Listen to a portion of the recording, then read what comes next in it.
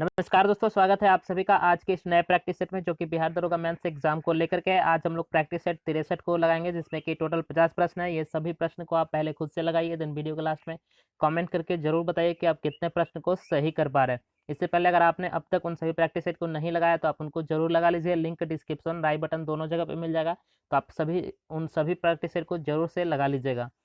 अगर आपको इन सब का पीडीएफ चाहिए तो आपको मेरा व्हाट्सअप या टेलीग्राम ग्रुप को ज्वाइन करना होगा। डिस्क्रिप्शन में दिए हुए लिंक से आप ज्वाइन कर सकते हैं और वहां आपको आसानी से इसकी पीडीएफ मिल जाएगी। सो आप जल्दी से इस मैगजीन को परचेज कर लीजिए। ऑलरेडी 40 से भी ज़्यादा स्टूडेंट ने इस मैगजीन को परचेज कर लिया है, और अगर आप आज इस मैगजीन को परचेज करते हैं तो आपको मात्र 10 रुपये पे करने होंगे, क्योंकि मैंने इस पर ऑफर अभी लगाया हुआ है और ये ओनली 20 स्टूडेंट, फर्स्ट 20 स्टूडेंट्स को ये ऑफर मिलेगा। तो जल्दी से जल्दी आप इस मैगजीन को परचेज कर लीजिए। डिस्क्रिप्शन में बाई का लिंक दिया हुआ है, आप उस लिंक पे क्लिक करके डायरेक्टली यहाँ पे आ जाएंगे, और यहाँ पे आने के बाद आपको बाई पे क्लिक करना है, बाई नाउ पे। और बाई नाउ पे क्लिक करने के बाद आपको यहाँ पे आपको अपना नाम, ईमेल आईडी, फ़ोन नंबर और ये कुछ डालना है, ठीक है। और यहाँ पे डालने के बाद आपको सिंपली नेक्स्ट पे नहीं क्लिक करना है। नेक्स्ट पे क्लिक करने से पहले आपको एक ऑप्शन दिख रहा होगा, I have a discount code. तो आपको इस पर क्लिक करना और यहाँ पे आपको डिस्काउंट कोड में लिखना है अनुज 5। देन अनुज 5 लिखने के बाद आपको इसको अप्लाई कर देना है। अप्लाई करने के बाद आप यहाँ पे देख सकते हो, आपको सिर्फ और सिर्फ 10 रुपीज़ पे करने होंगे, ठीक है। और ये इस ऑफर के साथ आप जल्दी से जल्दी इस मैगजीन को परचेज कर लीजिए, क्योंकि ये पहले 20 लोगों को ही ये ऑफर मिल पाएगा, और अगर आप 20 लोगों में नहीं आते हैं तो फिर आपको 15 रुपये पे करने होंगे इस ई बुक के लिए, ठीक है। ये ई बुक काफ़ी अच्छा है। ऑलरेडी 40 से भी ज़्यादा स्टूडेंट्स ने इसको परचेज कर लिया है, तो आप जल्दी से इसको परचेज कर लीजिए। आप इस ई बुक को परचेज करने के लिए किसी भी तरीके से पेमेंट कर सकते हैं। या तो आप फ़ोन पे से कर सकते हैं, आप गूगल पे से कर सकते हैं, आपके पास अगर पेटीएम है तो आप पेटीएम से कर सकते हैं, या फिर आप डायरेक्टली एटीएम के थ्रू भी कर सकते हैं। आपके पास जो भी मेथड है आप उसके थ्रू इस मैगजीन को परचेज करने के लिए, इस ई बुक को परचेज करने के लिए आप पेमेंट कर सकते हैं। यहाँ पे सभी प्रकार के पेमेंट्स अवेलेबल हैं, आप किसी भी तरीके से पेमेंट कर सकते हैं। सो चलिए शुरू करते हैं आज के इस प्रैक्टिस सेट को, और देखते हैं हमारे पास पहला प्रश्न क्या है। तो हमारे पास पहला प्रश्न है, 19वीं शताब्दी के उत्तरार्ध में नव हिंदूवाद के सर्वश्रेष्ठ प्रतिनिधि कौन थे। सो सही आंसर होगा ऑप्शन बी, स्वामी विवेकानंद, ठीक है। 19वीं शताब्दी के उत्तरार्ध में जो नव हिंदूवाद का सर्वश्रेष्ठ प्रतिनिधि थे वो थे स्वामी विवेकानंद। तो सही आंसर होगा ऑप्शन बी। अगला प्रश्न है, होम रूल आंदोलन भारत के स्वतंत्रता संग्राम के एक नए चरण के आरंभ का शोधक था, क्योंकि। सो सही आंसर होगा ऑप्शन ए, इन इसने देश के सामने स्वशासन की एक ठोस योजना रखी थी, ठीक है। यही इसका मुख्य कारण था। सही आंसर होगा ऑप्शन ए। अगला प्रश्न है, गदर पार्टी की स्थापना कब की गई थी। सही आंसर होगा ऑप्शन बी, 1913 ईस्वी में, ठीक है। गदर पार्टी की स्थापना जो है 1913 ईस्वी में की गई थी। सही आंसर होगा ऑप्शन बी। अगला प्रश्न है, करो या मरो का नारा किससे संबंधित है। सो ये क्वेश्चन तो बहुत ही आसान है, और इस क्वेश्चन का सही आंसर है ऑप्शन बी, महात्मा गांधी, ठीक है। करो या मरो का नारा जो है महात्मा गांधी से संबंधित है। सही आंसर होगा ऑप्शन बी। अगला प्रश्न है, नोआखली काल में महात्मा गांधी के सचिव कौन थे।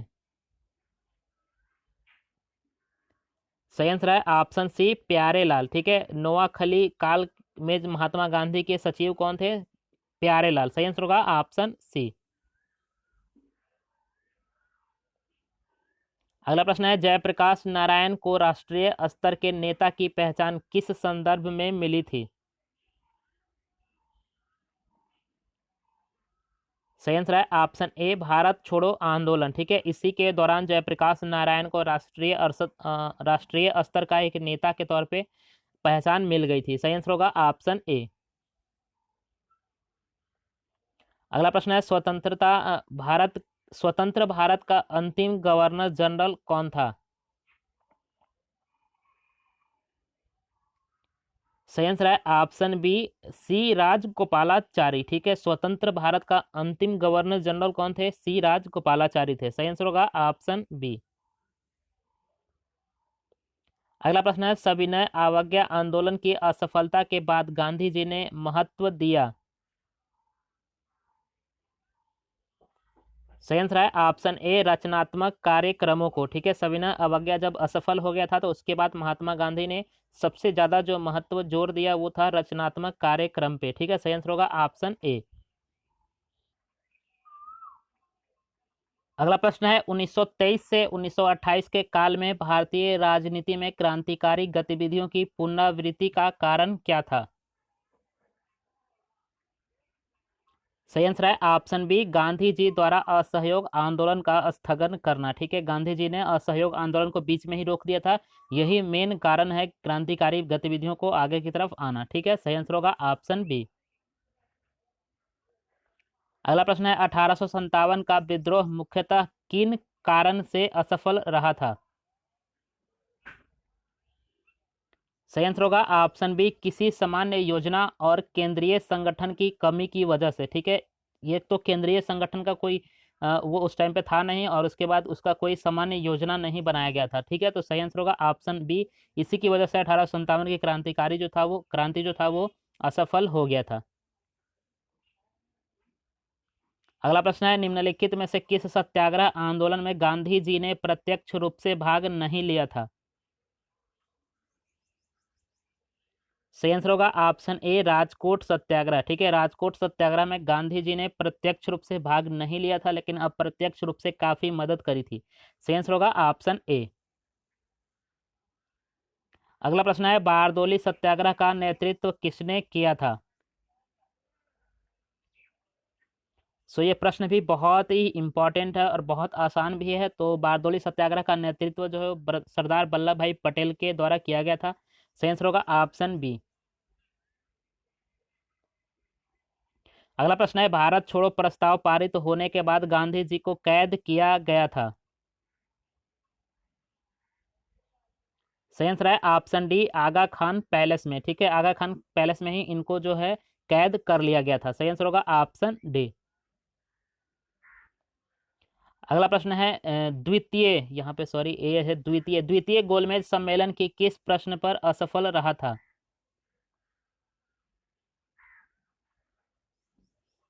सही आंसर है ऑप्शन ए सांप्रदायिक प्रतिनिधित्व। ठीक है, वहां पे सांप्रदायिक प्रतिनिधित्व की वजह से द्वितीय गोलमेज सम्मेलन जो था वो असफल रहा था। सही आंसर होगा ऑप्शन ए।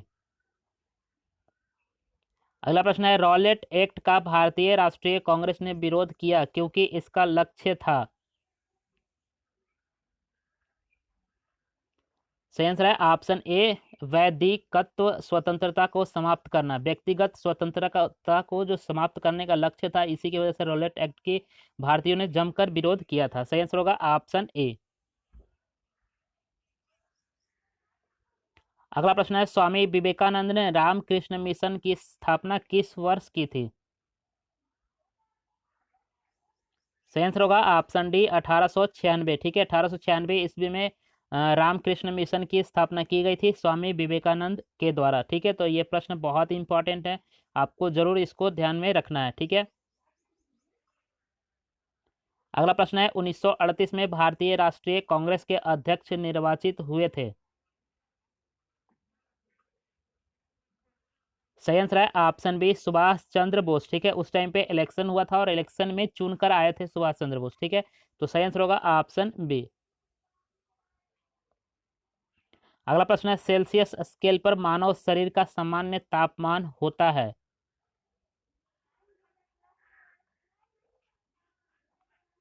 सही आंसर है option C 36 degree 5 minute, sorry 36.5 degree. ठीक है, वैसे ये जनरली 37 डिग्री लिखा जाता है, लेकिन ये एग्जैक्ट जो होता है 36.5 से लेकर के 36.9 तक ही होता है, इसलिए इसको एग्जैक्ट लिख देते हैं 37 डिग्री। ठीक है, तो इस क्वेश्चन का सही आंसर होगा ऑप्शन सी। अगला प्रश्न है, सौर मंडल का सबसे बड़ा ग्रह कौन सा है।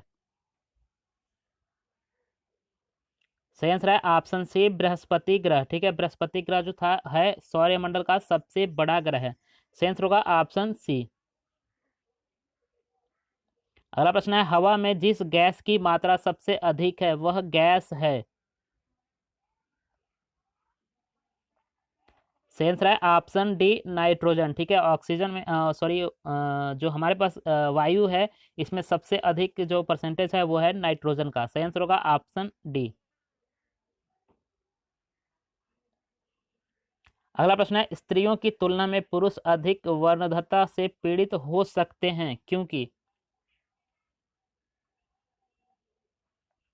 सही आंसर है ऑप्शन सी, उनमें केवल एक्स क्रोमोसोम होता है। ठीक है, उनमें केवल एक्स क्रोमोसोम होता है, यानी कि पुरुषों में एक्स क्रोमोसोम होता है, इसी की वजह से उनमें वर्णधाता से पीड़ित होने की ज्यादा संभावना होता है। सही आंसर होगा ऑप्शन सी। अगला प्रश्न है, पृथ्वी पर मरुभूमि होने की संभावना अधिक रहती है। सही आंसर है ऑप्शन बी 23 डिग्री अक्षांश के पास। ठीक है, मरुभूमि का मतलब है ऐसा भूमि जहाँ पे खेती वगैरह नहीं की जा सकती है। ठीक है, तो वैसे भूमि की होने की संभावना सबसे अधिक होती है 23 डिग्री अक्षांश के पास। ठीक है, तो सही आंसर होगा ऑप्शन बी। अगला प्रश्न है, पृथ्वी की सतह से ओजोन परत की ऊंचाई है। सही आंसर है ऑप्शन बी 40 से 50 किलोमीटर। ठीक है, 40 से 50 किलोमीटर के लगभग ये दूरी है जो जहाँ पे ओजोन परत है। सही आंसर होगा ऑप्शन बी। अगला प्रश्न है, ठंडे के दिनों में लोहे के टुकड़े और लकड़ी के टुकड़े में प्रातः काल में छुएं तो लोहे का टुकड़ा अधिक ठंडा लगता है क्योंकि। सही आंसर है ऑप्शन बी, लकड़ी की तुलना में लोहा ऊष्मा का अच्छा चालक होता है। ठीक है, लकड़ी वैसे भी ऊष्मा का चालक नहीं होता है, और लोहा जो होता है ऊष्मा का अच्छा चालक होता है, इसकी वजह से ठंड जो है ज़्यादा लगती है। सही आंसर होगा ऑप्शन बी। अगला प्रश्न है, मच्छर भगाने वाली दवाओं में सक्रिय रसायन है। सही आंसर है ऑप्शन ए एलिथीन। ठीक है, उसमें जो सक्रिय रसायन है उसका नाम है एलिथीन। सही आंसर होगा ऑप्शन ए। अगला प्रश्न है, पृथ्वी की सतह पर वह भाग जो पानी से ढका है लगभग है। सो सही आंसर है ऑप्शन सी 2/3 भाग, यानी कि 2/3 भाग जो है वो पृथ्वी का लगभग पानी से ढका हुआ है। सही आंसर होगा ऑप्शन सी। अगला प्रश्न है, जिसे तारामंडल के तारे ध्रुव तारे की ओर संकेत करते हैं वह है। सही आंसर है ऑप्शन ए सप्तर्षि। ठीक है, उसका नाम क्या है, सप्तर्षि। सही आंसर होगा ऑप्शन ए। अगला प्रश्न है, भारी जल वह जल होता है। सही आंसर है ऑप्शन बी, जिसमें हाइड्रोजन का स्थान उसका आइसोटोप ले लेता है। ठीक है, जिसमें भी क्या होता है, हाइड्रोजन का स्थान जो है उसका आइसोटोप ले लेता है, उसमें वो क्या कहलाता है, भारी जल कहलाता है। सही आंसर होगा ऑप्शन बी। अगला प्रश्न है, पृथ्वी पर घने वन अधिकतर मिलते हैं। सही आंसर है ऑप्शन ए भूमध्य रेखा के आसपास। ठीक है, भूमध्य रेखा के पास जो है अधिकतर घने वन मिलते हैं। सही आंसर होगा ऑप्शन ए। अगला प्रश्न है, पटना का स्थानीय समय है। सही आंसर है ऑप्शन ए भारतीय मानक समय से आगे। ठीक है, भारत का जो स्थानीय मान है वो भारतीय मानक समय से क्या आगे है। सही आंसर होगा ऑप्शन ए। अगला प्रश्न है, परमाणु नाभिक के अवयव है। राइट आंसर है ऑप्शन सी प्रोटॉन और न्यूट्रॉन। ठीक है, परमाणु में जो नाभिक होते हैं उसके जो अवयव होते हैं वो प्रोटॉन और न्यूट्रॉन होते हैं। ठीक है, या नाभिक यानी कि न्यूक्लियस, और न्यूक्लियस में सिर्फ न्यूट्रॉन और प्रोटॉन ही रहते हैं। सही आंसर होगा ऑप्शन सी। अगला प्रश्न है, 20 वर्ष की आयु पर मानव शरीर में हड्डियों की संख्या होती है लगभग। सही आंसर है ऑप्शन बी 200। ठीक है, वैसे तो वयस्क मानव में जो शरीर की सॉरी हड्डी की जो नंबर ऑफ हड्डी होते हैं वो होते हैं 208, लेकिन 20 साल की आयु तक मनुष्य में लगभग 200 हड्डियां हो जाती है। सही आंसर होगा ऑप्शन बी। अगला प्रश्न है, HIV द्वारा होने वाला रोग है। सो ये प्रश्न तो बहुत ही आसान है और आप सभी को पता होगा, इसका सही आंसर क्या होगा, ऑप्शन डी एड्स। ठीक है, अगला प्रश्न है 100 वाट का बिजली का बल्ब यदि 10 घंटे जले तो बिजली का खर्च होगा। सो ये फिजिक्स का फार्मूला है, और ऐसे ही ऐसे फार्मूलाज के लिए मैंने वो ई बुक तैयार किए हैं जहाँ से आपको सभी फार्मूलाज मिल जाएंगे, और आप ऐसे ऐसे प्रश्नों को आसानी से बिना पेन उठाए सिर्फ फार्मूला की मदद से आप सॉल्व कर सकते हैं। ये सभी फार्मूला आपको उस ई बुक में मिल जाएगा, तो आप उस ई बुक को ज़रूर से परचेज कर लीजिए, और आपने दोस्तों को भी बताइए इस फार्मूलाज बुक के बारे में, ठीक है। तो यहाँ पे फार्मूला क्या यूज हो रहा है, यहाँ पे फार्मूला होता है बिजली की खर्च बराबर क्या होता है, वाट इंटू घंटा, वाट इंटू घंटा बटा 1000 होता है, ये एक फार्मूला होता है। और यहाँ पे वाट क्या दिया हुआ है, 100 वाट दिया हुआ है, 100 वाट इंटू घंटा कितना दिया हुआ है, 10 दिया हुआ है, और बटा में 1000 कर देंगे। तो जब इसको आप काटेंगे तो फिर आपको क्या आ जाएगा, यूनिट आ जाएगा, मतलब कि 1 आ जाएगा।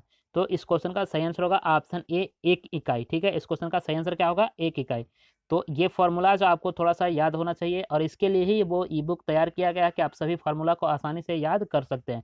वहाँ पे हिंदी और इंग्लिश दोनों है, आपको जिसमें समझ आता है उसमें उस लैंग्वेज में आप उसको यहाँ वहाँ पे देख सकते हैं और याद कर सकते हैं, बिल्कुल साथ साथ लिखा हुआ है, एक तरफ हिंदी और एक दूसरी तरफ हिंदी इंग्लिश भी दिया गया है, ठीक है। डिस्क्रिप्शन में आपको सैम्पल पेपर भी मिल जाएगा, आप वहाँ से भी उसको चेक कर सकते हैं। आगे बढ़ते हैं, अगला प्रश्न है यदि किसी ऐनक के लेंस का पावर +2 डायोप्टर है तो उसका फोकस दूरी क्या होगा। सो ये प्रश्न भी क्या न्यूमेरिकल है, और इसको भी सॉल्व करने के लिए आपको फार्मूला पता होना चाहिए। यहाँ पे फार्मूला क्या, डायोप्टर बराबर क्या होता है, 1/f, यानी कि 1/फोकस दूरी, ठीक है। यहाँ पे आपको डायोप्टर की वैल्यू दी हुई है, मतलब कि पावर की वैल्यू दी हुई है, पावर है कितना, +2, और यहाँ पे एफ आपको निकालना है। तो जब आप एफ को निकालेंगे तो क्या होगा, 1/2 आ जाएगा। लेकिन आपको यहाँ पे ध्यान ये रखना है कि यहाँ पे हमेशा दिया होता है मीटर में, और आपको आंसर दिया हुआ है सेंटीमीटर में, तो फिर आपको मीटर को चेंज करना होगा। तो 1 मीटर में कितना, 100 सेंटीमीटर होता है, 100 सेंटीमीटर बटा 2 यानी कितना हो जाएगा, 50 सेंटीमीटर। तो इस क्वेश्चन का सही आंसर होगा ऑप्शन सी, 50 सेंटीमीटर, ठीक है। अगला प्रश्न है निम्नलिखित में से कौन एक कंप्यूटर की भाषा नहीं है। सही आंसर है ऑप्शन सी, फास्ट। फास्ट एक कंप्यूटर की कोई भाषा नहीं है, बाकी बेसिक, सी और फोर्ट्रॉन ये सभी क्या है, कंप्यूटर की लैंग्वेज है, कंप्यूटर की भाषा है। तो इस क्वेश्चन का सही आंसर है ऑप्शन सी। अगला प्रश्न है भारतीय संविधान का 73वां संशोधन प्रावधान करता है। सही आंसर है ऑप्शन डी, पंचायत चुनाव को आदेशात्मक तथा लोकसभा एवं विधानसभा चुनाव को समकक्ष बनाने का प्रावधान किया गया है 73वां संविधान संशोधन के तहत, ठीक है। सही आंसर होगा ऑप्शन डी। अगला प्रश्न है निम्नलिखित राजवंशों में से किसका उल्लेख संगम साहित्य में नहीं हुआ है। सही आंसर है ऑप्शन ए, कंदम्ब, ठीक है। कंदम्ब का जो उल्लेख है वो संगम साहित्य में नहीं किया गया है। सही आंसर होगा ऑप्शन ए। अगला प्रश्न है पाटलिपुत्र में स्थित चंद्रगुप्त का महल मुख्यतः बना था। सही आंसर है ऑप्शन सी, लकड़ी का, ठीक है। लकड़ी का वो जो महल है बनाया गया था जो जहाँ पे चंद्रगुप्त मौर्य रहता था। सही आंसर होगा ऑप्शन सी। अगला प्रश्न है वेन सॉन्ग की भारत में यात्रा के समय सूती कपड़ों का उत्पादन के लिए सबसे प्रसिद्ध नगर कौन था। सही आंसर है ऑप्शन ए, वाराणसी, ठीक है। वाराणसी में सबसे अधिक सूती के कपड़े उत्पादित किए जाते थे। सही आंसर होगा ऑप्शन ए। अगला प्रश्न है कुतुबुद्दीन ऐबक की राजधानी थी। सही आंसर है ऑप्शन ए, लाहौर, जो कि वर्तमान में अभी पाकिस्तान में है, और लाहौर में ही कुतुबुद्दीन ऐबक की राजधानी हुआ करता था। सही आंसर होगा ऑप्शन ए। अगला प्रश्न है अलाउद्दीन खिलजी के प्रसिद्ध सेनापतियों में किसकी मंगोल के विरुद्ध लड़ते हुए मृत्यु हुई थी। सही आंसर है ऑप्शन ए, जफर खां, ठीक है। जफर खां की मृत्यु हो गई थी। सही आंसर होगा ऑप्शन ए। अगला प्रश्न है निम्नलिखित में से किसने बंगाल के द्वैध शासन प्रणाली को समाप्त किया था। सही आंसर होगा ऑप्शन सी, वारेन हेस्टिंग, ठीक है। वारेन हेस्टिंग के द्वारा द्वैध शासन प्रणाली की समाप्ति की गई थी। सही आंसर होगा ऑप्शन सी। अगला प्रश्न है रंजीत सिंह ने सुप्रसिद्ध कोहिनूर हीरा प्राप्त किया था। सही आंसर है ऑप्शन ए शाह शुजा से, ठीक है, शाह शुजा के द्वारा ही कोहिनूर जो है रंजीत सिंह को दिया गया था। सही आंसर होगा ऑप्शन ए। अगला प्रश्न है लॉर्ड वेलेस्ली की सहायक संधि को स्वीकार करने वाला पहला मराठा सरदार कौन था? सो सही आंसर है ऑप्शन ए पेशवा बाजीराव द्वितीय, जो कि काफी इंपॉर्टेंट ये क्वेश्चन है, ये बहुत बार एग्जाम में पूछा गया है। ठीक है, तो सहायक संधि को स्वीकार करने वाला पहला मराठा सरदार था पेशवा बाजीराव द्वितीय। सही आंसर होगा ऑप्शन ए। अगला प्रश्न है निम्नलिखित में कौन आत्मीय सभा का संस्थापक थे? सही आंसर है ऑप्शन ए राजा राम मोहन राय, ठीक है, राजा राम मोहन राय जो थे आत्मीय सभा के संस्थापक थे। सही आंसर होगा ऑप्शन ए। अगला प्रश्न है ब्रह्म समाज की स्थापना कब हुई थी? सही आंसर है ऑप्शन ए 1828 ईस्वी में, ठीक है, ये भी क्वेश्चन बहुत ही ज्यादा इंपॉर्टेंट है। ब्रह्म समाज की स्थापना जो है 1828 ईस्वी में की गई थी। सही आंसर होगा ऑप्शन ए। अगला प्रश्न है पटना को प्रांतीय राजधानी बनाया गया था?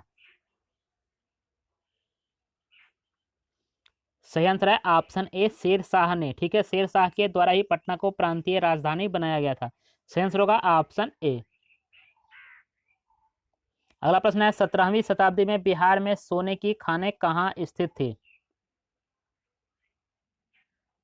सही आंसर होगा ऑप्शन बी पटना में, ठीक है, 17वीं शताब्दी में बिहार में सोने की खान कहाँ स्थित थी? पटना में। सही आंसर होगा ऑप्शन बी।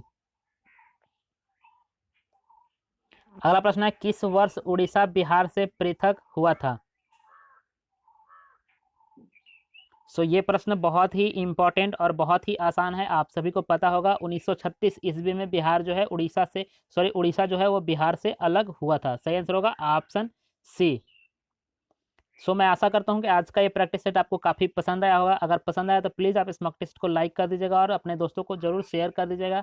अगर आप इस चैनल पहली बार होंगे तो प्लीज़ चैनल को सब्सक्राइब जरूर कर लीजिएगा। इसी तरह के कंटेंट आपको यहाँ पे रेगुलर बेसिस पे प्रोवाइड किया जा रहा है। So thanks for watching this video and as usual may God bless you. Thanks.